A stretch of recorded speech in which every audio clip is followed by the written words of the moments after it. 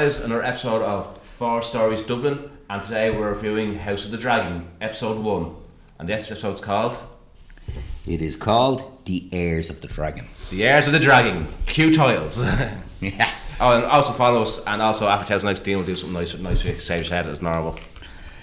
So, anyway, right, we start off. This is House of the Dragon. Game of Thrones has restarted, right? Yeah. There's not Game of Thrones, but that universe has restarted. How did you feel about Game of Thrones? Previous to this, what was your experience of Game of Thrones going in? I never watched Game of Thrones. You never watched Game of Thrones? No, I tried. I watched the first. It didn't appeal to you, yeah?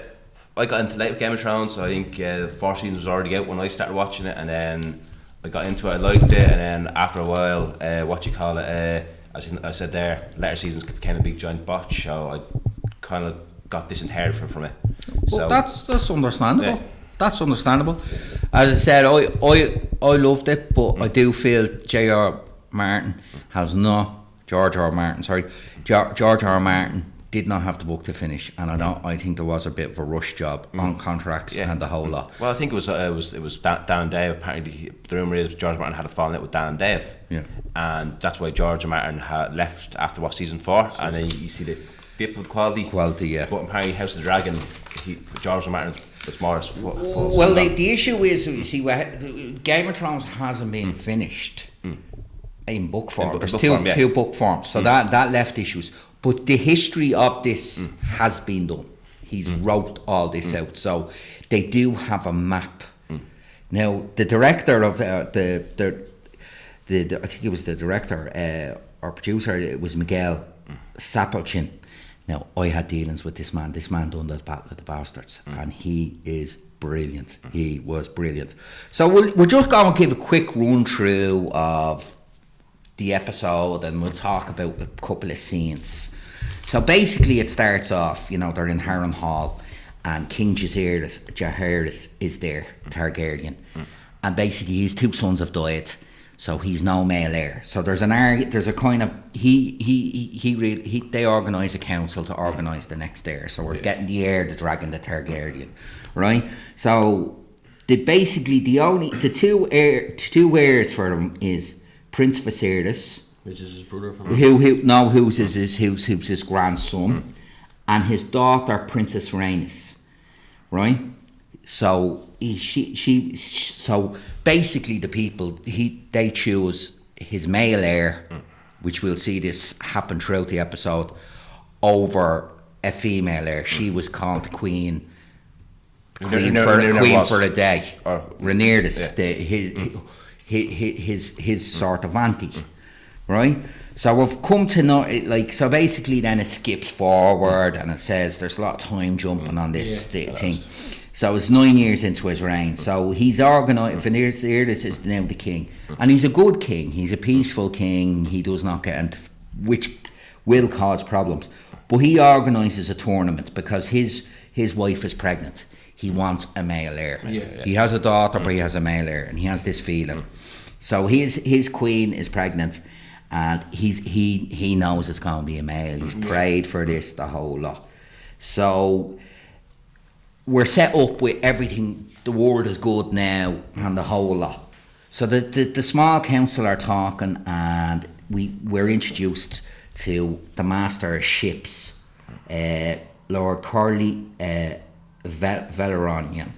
I'm saying names wrong, and he's warning there's a triarchy in the alliance of the Essos free citizens threatening to cripple Westeros shipping lanes. So we're basically seeing what would you say? We're basically seeing that under his peaceful rule, things are brewing. Do you know that way? And they're basically he's saying we need to deal with these people, and he's saying no. So we can see, although he's a good king, he's kind of letting things bubble. He let loose a little bit. He's not too worried about how much stuff. Yes, and the other people around. So basically, it comes into it that Viserys has a brother, the rogue prince, Daemon, right? Now the hand of the king, Sir Otto Hightower, who's actually a man Rhys Ivan. Do you remember your man that was in Notting Hill and Mr. Nice? You wouldn't recognise him. He's really playing a different character, a Welsh fella.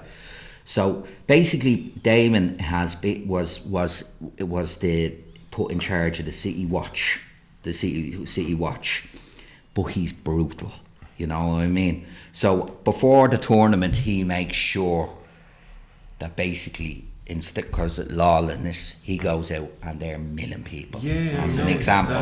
So we're seeing Damon is. Viserys is a peaceful man. And Damon is a violent man. Kind of man. Yeah, who's played very well by Matt Smith.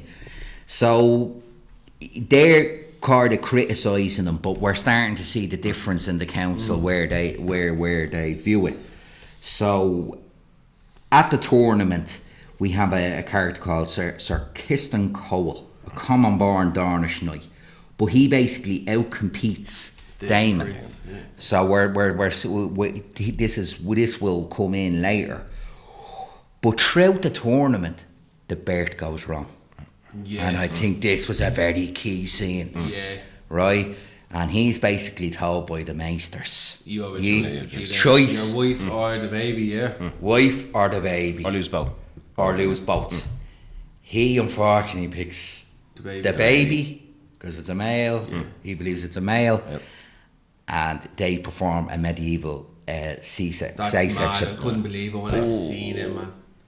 Horrible. I genuinely couldn't believe that when I seen it. And then you see all the blood, and then you see as they're trying to get the baby out, you see all the blood squirting over, and you're like, I can't believe that's just mad, like. And the thing is, the baby doesn't survive. So it was all waste. I actually didn't know the baby didn't survive until the end when he was talking to his brother. I actually didn't. I thought the baby survived until the end. Yeah. So this causes huge issues. So this is causing huge issues. So this was meant to be the male heir. So we see the tourney people heading off. Everything's going thing, right? Now, the council want them to put a new heir, right? But then they hear Damon has been seen to be slagging the lost child and the wife. Balon. For a day, heir for a day. So, pissed off with this, Viserys banishes Damon from King's Landing and appoints his only living child, Prince Rhaenyra, to the heir. Yeah. So this is the whole issue of successorship. How did you feel about this as an opening episode? I felt like it was a good opening episode. I felt like budget improved, but I felt like there was points with the way it was shot. Cause like I got a little bit off topic. I saw Rings of Power, the new Lord of the Rings one. Yeah. And I thought the way that was shot was much better than the way Game of Thrones was shot the style. I felt like you could see the fucking budget from House of the Dragon. That was $1 billion production. I know, but then I was saying like there's scenes where it kind of House of the Dragon kind of threw you out of the focus, where like you pass some building and you look at it and going, that's fucking bad, really bad CGI. I can't really like get into this or something. Even the dragons, well, like the first scene where she flew with the dragons, I thought like, jeez, I think the dragons CGI looks a bit outdated. I don't know. It kind of took me out of the element. Other than that, I thought it was a good opener. It was a good way to establish the character. So I thought it was a really good opener. Like it probably wasn't up as Game of Thrones in the heyday. Yes, but it was good. Like it was a good standpoint. Yeah. Well, how did you think? I'm going to be honest here now. Yeah. I never watched Game of Thrones, and people think I'm weird because I never watched it. Yeah. I watched the first episode of Game of Thrones and it bored me. I didn't like it that much. Now, I'll give the benefit of the doubt for this, okay? I hear that they're trying to make a whole universe based on this whole Game of Thrones now.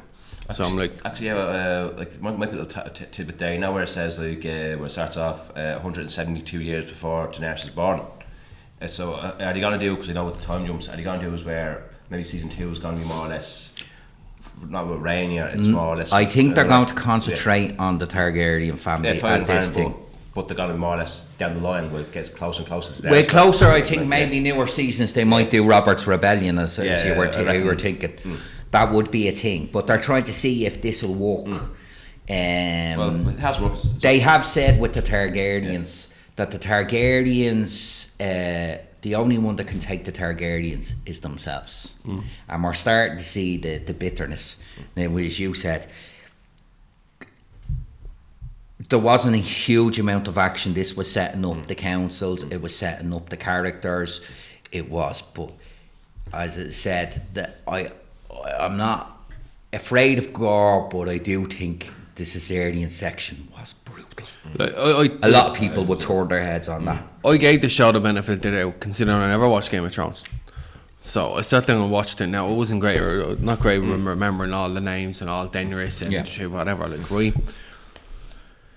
It's not too bad. They all kind of look alike with the blondish hair and all, do you know what I mean? So you know who's family and who's not family, right? So I think, right, I'm still going to give it the benefit of the doubt anyway. So you get to know some of the characters at the start. It's not bad. They do their tournament and stuff. You see all the jousting they do and the sword fighting they do. So you're kind of like, right, it's not too bad. Then within the middle of all that tournament that you said, it's the whole giving birth and complications. So they gave him the choice: either you're going to have to pick your wife or your son, or you can let the gods pick who what happens here. So he picks his son, obviously. I didn't know the son that died either until the end of the episode. So then you get into the council that he picks his daughter for the next heir. But then when he finds out about him slagging, him taking it out of his son, his brother, the rogue fella, Rogue Prince Daemon. he took out on his son, and but he done it at a party, right? And the party scene alone, I had to say, right, I've never watched Game of Thrones like that, but it's all the Game of Thrones kind of stuff, scenes as sexual and graphic like that. Like, if they are in a brothel, it looks like a brothel. I know, yeah, that's crazy. It made it out, but like, as to go back to what it says there, why I say because Game of Thrones like that, I reckon with the C-section part, I reckon they kind of add that in is because with Game of Thrones, they did do some stuff that up the ante. So they must said with the C-section thing, we're going to have to up the game, and we'll add that scene in just to. I'd say that's exactly the shock factor. Yeah, I'd say that's exactly what the shock factor. Yeah, now I have to say, like, I have some of the cast here, and some of the cast are being played very well. I think.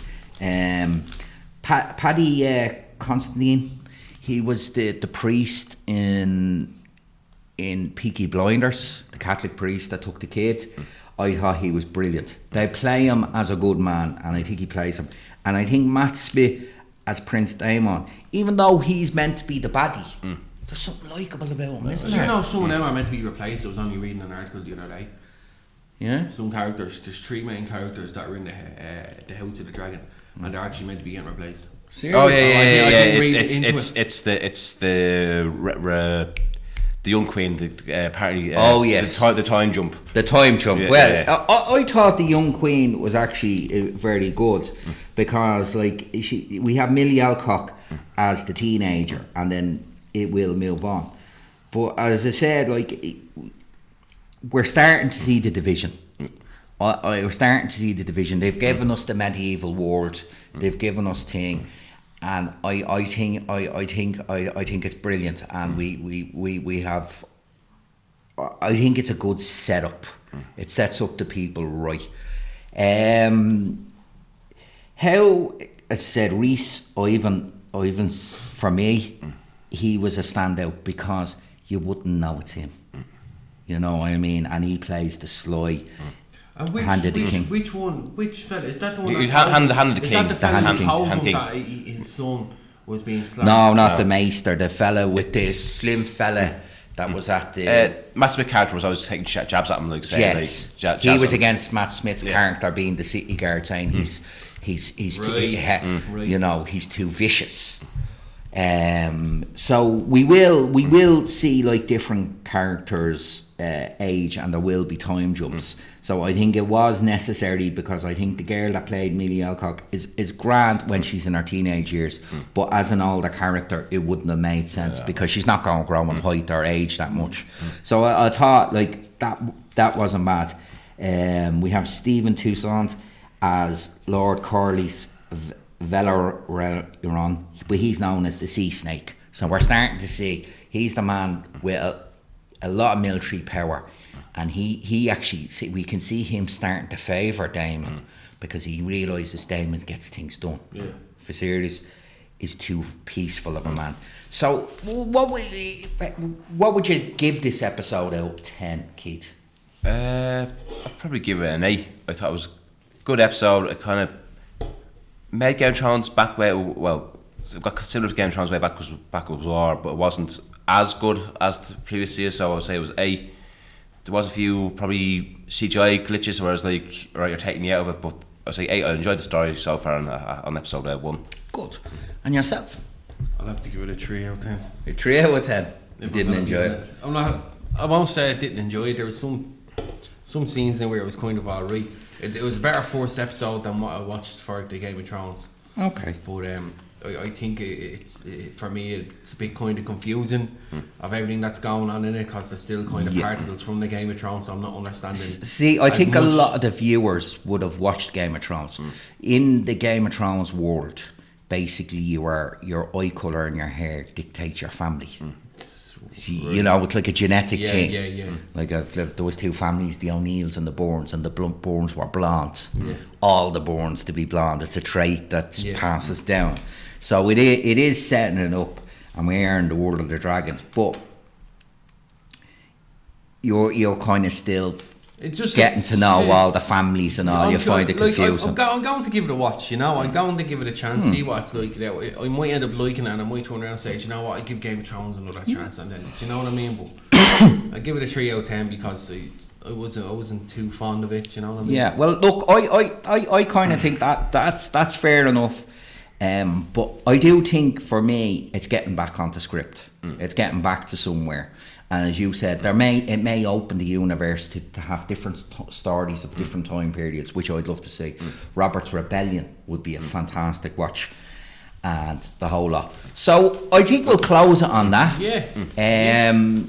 As we said, like and subscribe. 4 Stories Dublin on our Instagram. Don't and forget 4 Stories, your YouTube. 4 Stories on YouTube. Everyone get watching everything on YouTube and get watching the fans. I remember I get 1,000 likes because you know why. Oh, leave me alone. Right, so we're good. So we'll leave it at that and that. Yeah. Cheers. Thanks, guys. Thanks, guys.